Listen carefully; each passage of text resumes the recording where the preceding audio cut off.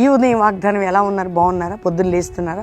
ప్రార్థన చేసుకుంటున్నారు? ఏ కష్టంలో, ఏ బాధలు, ఏ చింతలు, ఏ దుఃఖంలో, ఏ వేదనలు ఉన్నారు? ప్రతి కష్టాన్ని తీసివేసి సమృద్ధి అయిన కృపనిచ్చి ఆత్మీయంగా రక్షణ లేని వారి వాక్యమును అంగీకరించి రక్షించబడి పాప శాప బంధకాలు తీసివేసి క్రీస్తు కొరకు ముందుకు సాగండి.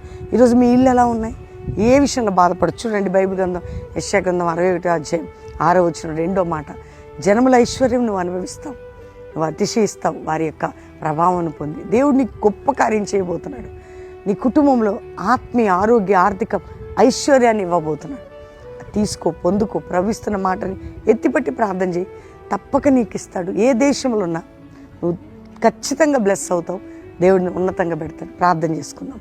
తండ్రి, రక్షణ లేని బిడ్డలకు రక్షణ, రోగులకి స్వస్థత, గర్భం లేని వారి గర్భఫలం. తండ్రి, కోర్టు కేసు నుంచి విడిపించు, అప్పుల బాధ, వ్యాపారంలో అన్నిటి నుంచి విడుదల దయచి ఆయన ఎవరెవరికి ఏ సమస్యలు, ఏ బాధలు ఉన్నాయి విడిపించి, మ్యారేజ్ డే, బర్త్డే బిడ్డలను బ్లెస్ చేస్తూ ఎంతోమంది వారి పిల్లల పెళ్ళిళ్ళ కొరకు అడుగుతున్నారు. చక్కటి సంబంధాలు, ఘనమైన వాళ్ళు ఎంతోమంది నాయన తండ్రి ఏ సమస్యలు ఎత్తిపట్టారు వారికి అన్నిటికీ విడుదల.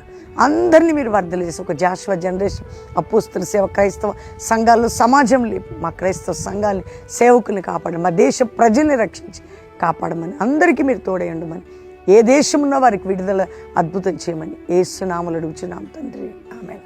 God bless you. Praise the lord.